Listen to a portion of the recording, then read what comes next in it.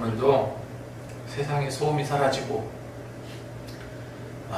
고요히 잠들고 있는 이 시간, 하나님의 성령의 임재하심을 사모하고 경험하면서 말씀이 우리에게 큰 의미로, 큰 은혜로 다가오기를 간절히 소망합니다. 여호와여 말씀하옵소서. 내가 듣겠나이다. 종이 듣겠나이다. 자, 우리의 삶이, 우리가 살아가는 그 삶의 방식이 어떤지 모르겠지만 우리가 하나님을 그렇게 의지하고 할렐루야! 이렇게 살아가면 좋겠습니다. 그래서 이 시대는 어찌 보면 이제 안개 속 같죠. 안개 속처럼 답답하고 방향을 알 수 없다고 느껴질 때가 많습니다. 방향을 알 수 없다. 어느 정도 걸어가다가 여기가 아닌 것 같아. 잠깐 멈칫하고 이쪽인가 그렇게 느껴질 때가 있죠. 하나님의 음성이 들리지 않는 것 같고 또 어디로 가야 될지 막막한 그 영적인 어떤 침묵의 시간을 혹시 보내고는 있지는 않은지 잘 한번 나 자신을 한번 생각해 봤으면 좋겠습니다. 오늘 3장이 바로 그러한 어떤 시대적인 배경에서 시작이 되는 거예요. 1절 말씀에 뭐라고 기록하고 있습니까? 3장 1절입니다. 아이 사무엘이 엘리 앞에서 여호와를 섬길 때 여호와의 말씀이 희귀하여 이상이 흔히 보이지 않았더라 했습니다.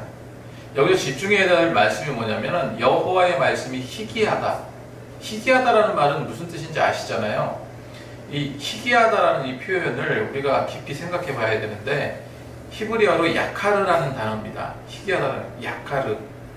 이게 이제 고대 사회에서는요, 보통 이제 귀중품들이 있죠. 지금도 마찬가지지만 금, 은 이런 것들의 가치를 무엇으로 측정합니까? 무게로 측정하잖아요. 얼마나 무거운지. 그래서 1kg, 2kg 이렇게 무게를 측정합니다. 이 희귀하다라는 말이 무겁다라는 의미를 담고 있어요.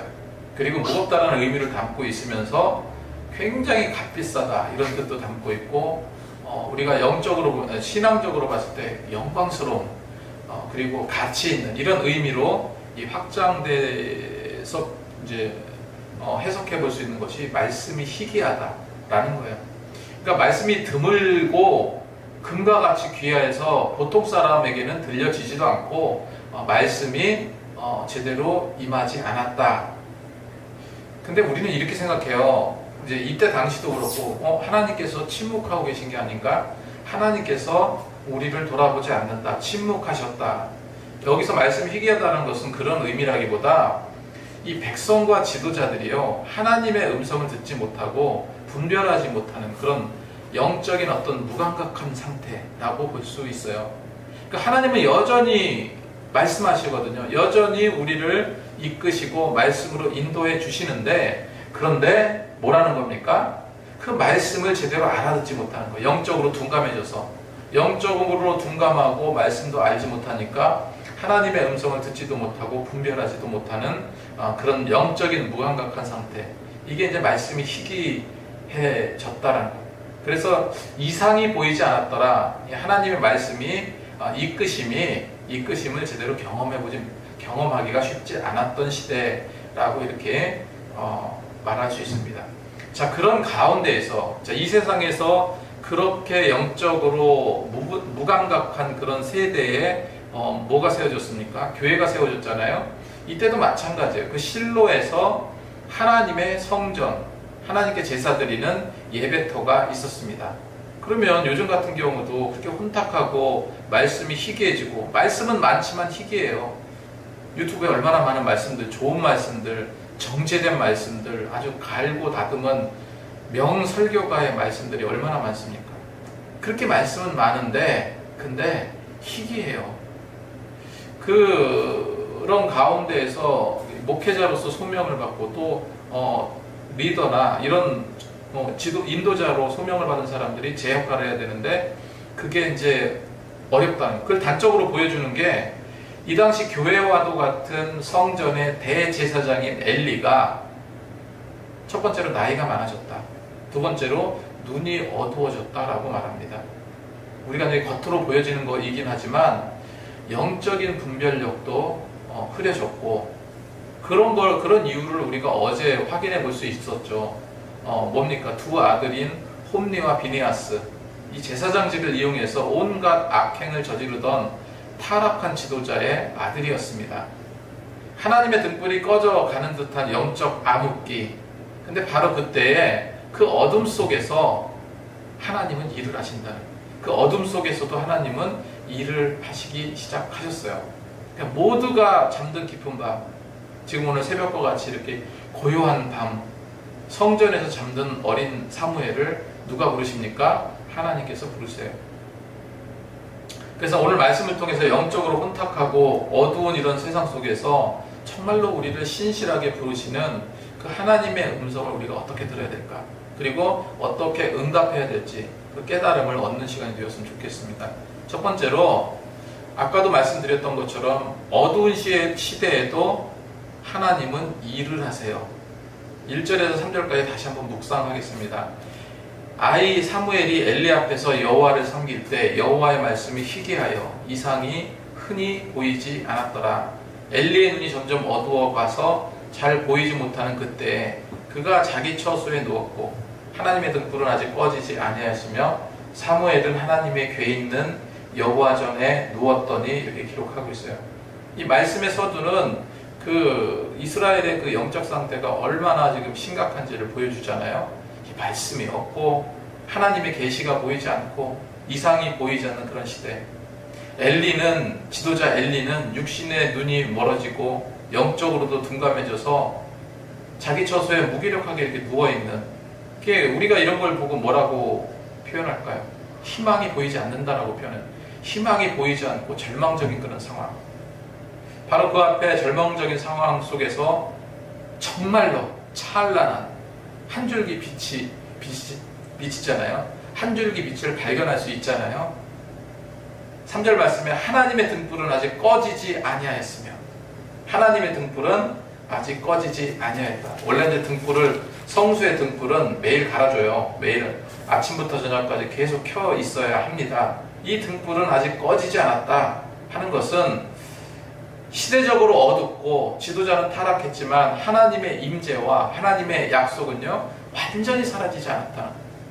하나님은 당신의 백성을 결코 포기하지 않으신다는 사실을 보여주고 있는 거죠. 그런 등불 곁에 누가 서 있냐는 거예요. 바로 우리가 서 있어야 돼요. 그런 등불 곁에 누가 있었습니까?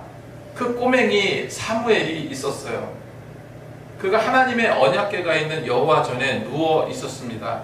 저는 이게 매우 중요하다고 봤습니다. 여호와 전에 누워 있었다. 여호와 전에 있었다. 여러분, 우리가 신앙생활하고 예수를 정말 잘 믿고 어떻게 쓰든지 내가 믿음대로, 믿는 대로 내 믿음을 어떻게 쓰든지 더 올리고 끌어올리고 더 성장해야겠다라고 생각한다면 가장 기초가 되는 것은 사실은 예배 많이 나와야 돼요. 예배 많이 나와서, 물론 말씀 드릴 기회는 많죠. 옛날하고 달라서 굉장히 많습니다. 그런데 정말 예배를 위해서 있는 곳이잖아요. 이거는 우리가 그냥 누워서 귀한 설교 말씀을 듣는다 이런 개념이 아니라 내 몸이 나오는 거잖아요. 내 몸이 나오고 내 몸을 태워서 하나님께 드리는 제사, 의식에 참여하는 거죠. 말씀을 단순히 듣는다라기보다 그런 의식에 참여하는 거, 이게 굉장히 중요합니다. 그 어린 사무엘이 여호와 전에 누웠더라. 여호와 전에 누웠더라. 네, 그런 의미에서 우리 김승택 집사님이 얼마나 지금 피곤할 텐데, 그죠? 얼마나 많이 피곤하시겠습니까? 어제도 아무도 없는데 나오셔서 기도하고 가셨다고 했는데, 이게 얼마나 감동을 주는 일이에요. 그러니까 나도 감동이 되는데, 우리 다 감동이 되는데 하나님은 얼마나 기쁘실까? 이 생각을 하게 됩니다. 제발 좀 꺼지지 않았으면 좋겠어요. 이 불이. 이 불이 꺼지지 않았으면 좋겠어요. 세상이 어둡고 어둠에 속한 것이 아니라 타락한 지도자들이 틈틈에서 묵묵히 자리를 지키고 있었기 때문에 교회는 더 이상 빛이 발하지 못하고 이런 일들이 계속 일어나는 겁니다. 여러분, 그래서 세상이 아무리 어둡고 교회가 소망이 없어 보여도 분명히 우리가 기억해야 될 것이 있습니다. 하나님은 여전히 일하신다. 여전히 하나님의 등불은 꺼지지 않고 있다. 중요한 것은 무엇입니까? 우리가 어디에 누워 있느냐예요. 우리가 어디에 누워 있느냐, 어디에 머물러 있느냐. 세상이냐, 세상의 어떤 타락한 세상에 활락 같은 그런 곳이냐, 아니면 꺼지지 않는 등불 앞에 여호와 전에 우리가 머물러 있는가. 이것이 중요하다는 거예요. 두 번째로 하나님의 부르심을 분별하는 과정이 필요해요. 좀 길긴 하지만 제가 빨리 읽겠습니다. 4절, 5절, 7절, 9절을 다 읽겠습니다. 여호와께서 사무엘을 부르신지라 그가 대답하되 내가 여기 있나이다 하고, 5절에 엘리에게로 달려가서 이르되 당신이 나를 부르셨기로 내가 여기 있나이다 하니 그가 이르되 나는 부르지 아니하였으니 다시 가서 누우라. 7절 말씀에 사무엘이 아직 여호와를 알지 못하고 여호와의 말씀도 아직 그에게 나타나지 아니한테라. 9절에 엘리가 사무엘에게 이르되 가서 누웠다가 너를 부르시거든 내게 말하기를 여호와여 말씀하옵소서 주의 종이 듣겠나이다 하니 이에 사무엘이 가서 자기 처소에 누우니라 했습니다. 하나님께서 마침내 누구를 불러요? 사무엘을 부릅니다. 근데 사무엘은 그 음성이 누구 음성인지를 몰랐던 거예요. 하나님께서 무슨 경험이 있어야죠. 하나님께서 대답한 적이 없거든요. 말씀하신 적이 없거든요. 그러니까 당연히 엘리의 음성이라고 생각한 거예요. 우리가 이번에 그 컨퍼런스 가면서 우리 집사님이 이제 어떤 성령의 체험을 하고 이런 게 이제 흔한 체험을 이렇게 예전에 어렸을 때도 우리가 간증을 통해서 들었지만 다들 있죠. 조금씩은 다 있는데 나이 들고 이래서 새롭게 또 은혜를 받고 이렇게 하다 보니까 이게 이런 게 정말로 영적 체험인가, 이런 게 하나님의 음성인가, 이런 게 하나님의 뭔가 이렇게 긴가민가 하다가 이번에 이제 이제 집사님이 이제 발견을 또 하신 거, 이런 게 이런 거구나라고. 사무엘이 마찬가지예요. 사무엘이 하나님께서 부르시는데 모르는 거죠. 그래서 엘리에게 달려갑니다. 근데 그 이유를 명확하게 성경은 설명해 주고 있어요. 7절에 보면 사무엘이 아직 여호와를 알지 못하고 여호와의 말씀도 아직 그에게 나타나지 아니한 때라 라고 성경은 말하고 있죠. 성전에서 자랐고 하나님을 섬겼지만 인격적으로 하나님의 음성을 듣고 그분을 아는 경험이 아직 없었던 거예요. 이건 우리에게 굉장히 중요한 교훈을 준다고 생각을 합니다. 제가 이게 어거지로 깨맞춘 게 아니에요. 이게 말씀이 우리를 가르친다는 게 이런 데 있는 것 같아요. 하나님의 음성을 듣는 것은 단번에 이루는 어떤 신비한 체험이 아니고 뭐라는 겁니까? 훈련과 분별의 과정이 있어야 된다는, 훈련과 분별의 과정이 반드시 필요하다는 겁니다. 우리 교회에서 리더를 세우겠다, 말로만 해서 되는 게 아니고 리더를 세우는 그 과정이 필요하고, 들어보면요 그러니까 그 신앙의 열심은 있어, 뜨거워. 목사님께서 셀 리더 해, 그랬으니까 맡아서 하는데 할 줄도 모르고 뭐 할 줄도 모르고 그런 가운데서 계속 부딪히잖아요. 부딪히는 게 뭐가 부딪힙니까? 안 믿는 세상 사람들을 와서 끌어안쳐 놓으면은 또 뭐 때문에 빠져나가고 뭐 때문에 거짓말하고, 그 중에서는 정말로 이랬을 때는 정말 어땠을까라고 느껴졌던 때가, 집사님도 들으셨겠지만 이 셀 리더가 앞에 나와서 저기 하는데 애들, 청소년들에 대한 그런 어떤 비전이 있어서 청소년 셀을 이제 이끌고 있는 리더의 간증이었어요. 한 10여 명 정도 아이들을 교회에 초청을 해서 막 이렇게 저렇게 얘기를 하고 있는데, 잠깐 화장실을 갔다가 딱 오는데 자기 가방을 뒤지고 있는 거예요. 한 애가 자기 가방을 뒤지는 모습을 봤대요. 이렇게 거기 이제 창문 틈으로 이렇게 딱 보니까 뒤지고 있는 모습이 보이는 거예요. 하나님 어떻게 해야 됩니까? 어떻게 해야 될까요? 지금 얼마나 큰 배신감을 갖고 갖게 되었는지, 자기가 지금 정말 죽을 힘을 다해가지고 그 애들을, 그 영혼을 살리고자 막 그냥 연락하고, 새벽에도 연락하고, 집에 찾아가가지고 하여간 그렇게 안간힘을 썼는데, 그랬는데 뒤에서 자기 가방을 뒤지고 있는 거예요. 그런데 그 뒤에 그 애를 어떻게 했다는 얘기는 안 하시더라고요. 어떻게 잘 기도하면서 극복했겠죠. 그런 부분들을. 또 한 아이는 굉장히 어려운 결손 가정의 아이인데, 그래서 밥도 사주고 떡볶이도 사주고, 중학교 2학년인가 그런데, 그래서 어떻게든지 교회 데리고 오려고 하는데 단호하게 이제 저 교회 안 갈래요. 누구나 쉽게 할 수 있는 말이잖아요. 애들은 교회 가고 싶지 않아요. 수련회 가자. 수련회 안 갈래요. 어떻게 화가 나든지 거기서 그렇게 돼. 그래 오지마. 그렇게 승질을 냈다는 거예요. 처음에 이제 그렇게 그런 어떤 자기의 부족한 행동들을 했다는 얘기를 하는데 얼마나 공감이 되는지 몰라요. 애들한테 우리 중고등부 애들한테 애들 그냥 먹으러 오고 그러잖아요. 이런 과정들이 다 있었구나. 당연한 거죠. 여러분 무엇이 필요하다고요? 훈련과 분별이 필요하다. 단번에 이루어지는 것은 없습니다. 사무엘처럼 하나님의 음성이나 소리나 이게 또 내 생각으로 또 오해할 수도 있어요. 중요한 것은 사무엘은 어떻게 했습니까? 즉각적으로 순종하는 태도로 나갔다는 거예요. 부르심을 들었을 때 지체 없이 뭐라고 말합니까? 내가 여기 있나이다. 물론 엘리 제사장이 부른 줄 알았죠. 그렇게 해서 첫 번째도 엘리 제사장한테 가서 제가 여기 있습니다. 두 번째도 아니다 그랬더니 두 번째 또 들리니까 또 갔어요. 세 번째가 되어서야 그는요, 그 부르심이 엘리 제사장이 아니라 하나님께로부터 온 것임을 깨닫고 어떻게 해야 되는지를 가르쳐 주잖아요. 그게 뭐라고 가르쳐 줍니까? 여호와여 말씀하옵소서 주의 종이 듣겠나이다. 우리들 교회 김양자 목사님이 새벽 저거 할 때, 새벽 큐티 할 때 가끔 듣거든요. 가끔 들 때 처음에 멘트가 이거였어요. 기도하면서 하나님 아버지 오늘도 말씀으로 채워주옵소서 그렇게 기도하면서 마지막에 여호와여 말씀하옵소서 주의 종이 듣겠나이다 하고 그런 멘트를 해요. 이게 얼마나 귀한 말씀인지 몰라요. 그리고 예전에 제가 설교를 들을 때요, 무슨 설교인지 모르겠는데 목사님께서 요거를 주제로 설교 말씀을 전했는데 여호와여 말씀하옵소서 주의 종이 듣겠나이다 이 얘기를 할 때 그때 굉장히 큰 은혜를 받았던 것 같아요. 자, 이게 왜 위대합니까? 듣겠나이다.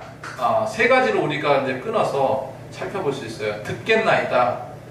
10절에 여호와께서 임하여서서 전과 같이 사무엘아 부르시는지라 사무엘이 이르되 말씀하옵소서 주의 종이 듣겠나이다. 10절에 여호와께서 임하여 서서라고 기록하고 있죠. 하나님께서 인격적으로 그 곁에 찾아와서 그를 부르셨을 때 배운 대로 응답하잖아요. 엘리 제사장 영적으로 어두워졌고 육적으로 침침한 그런 제사장이라 할지라도 주님께서 기름 부어 세우셨잖아요. 그러다 보니까 엘리 제사장에게 배운 그대로 응합니다. 말씀하옵소서 주의 종이 듣겠나이다. 이 고백이요 너무나 귀합니다. 왜 이거는 그냥 세 단락으로 끊어서 우리가 생각해보죠. 첫 번째 왜 중요하냐면 첫 번째 말씀하옵소서. 이건 어떤 거냐면요, 하나님의 주권을 인정하는 거예요. 내 뜻, 내 계획이 아니라 하나님의 말씀하옵소서. 뭐를 듣겠다는 겁니까? 하나님의 말씀을 듣겠다는 거예요. 내 삶의 기준이 아니라 세상의 어떤 사람들의 소리가 아니라 세상에 귀에 쏠깃한 그런 얘기들이 아니라 말씀하옵소서. 하나님의 주권을 인정하는 표현이라는 거예요. 그럼 그걸 듣겠다는 건 말씀하라는 건 뭡니까? 어떤 겸손의 표현이죠. 두 번째로 주의 종이라고 말하고 있어요. 주의 종. 이거는 어떤 거냐면은 말씀하옵소서는 하나님의 주권을 인정하는 거라고 말씀드렸죠. 주의 종이라는 것은 자신의 정체성을 고백하는 거예요. 나의 정체성. 이 세상의 주인은 내가 아니고 이 세상을 주도해 나가는 것은 내가 아니고 내 인생은 내 것이 아니라는 것을 분명하게 하나님께 고백하는 거죠. 그래서 나는 내 인생의 주인이 아니다. 오직 내 인생의 주인은 하나님이시다라는 고백입니다. 나는 주님의 종입니다. 하나님의 소유를 인정하고 그분의 뜻을 따르겠다는 종이라는 자기 인식을 하고 있는 겁니다. 세 번째 뭡니까? 듣겠나이다. 듣는 거는 귀를 통해서 들려오는 거죠. 이건 단순한 청취가 아니라 순종을 전제로 한 경청이에요. 종이 순종할지 안 할지 생각하면서 듣지 않습니다. 종이 너 가서 마당 쓸어 그러면은 어떡합니까? 예 그러고 가죠. 듣는 전제가 뭐예요? 순종을 전제로 한 경청이에요. 무슨 말씀을 하시든지 내가 그대로 순종하겠나이다. 이런 결단이에요. 그래서 말씀하옵소서 주의 종이 듣겠나이다. 이 위대한 말씀을 우리가 늘 기억해야 될 줄로 믿습니다. 말씀을 정리하겠습니다. 오늘 영적인 암흑기 속에서 한 소년을 부르시는 하나님의 그 음성을 들은 한 소년 사무엘을 살펴봤습니다. 시대가 아무리 어렵다 해도 하나님은 여전히 일하신다. 하나님의 등불은 어때요? 꺼지지 않았다. 이게 중요하다는 거 기억하시고, 그리고 어떤 일이든지 분별의 과정이 필요하다는 거예요. 분별의 과정. 순종으로 훈련해야 되고, 앞으로 세일 리더들을 세울 때 어떤 영적인 공동체를 만들어갈 때 필요한 게 뭐라고요? 훈련이 필요하고, 그 다음에 분별의 과정이 필요하다. 교육이 필요하다. 그리고 우리가 주님 앞에 나서야 될 유일한 대안이 뭡니까? 말씀하옵소서. 주의 종이 듣겠나이다. 이런 마음을 가지고, 이런 생각을 가지고 주님께 나간다면 주님께서 우리에게 더 큰 소망의 길로 채워주실 줄로 믿습니다. 듣겠다고 결단하는 사람, 그리고 순종하겠다고 결단하는 사람, 오늘 이 말씀대로 살아가야 될 줄로 믿습니다.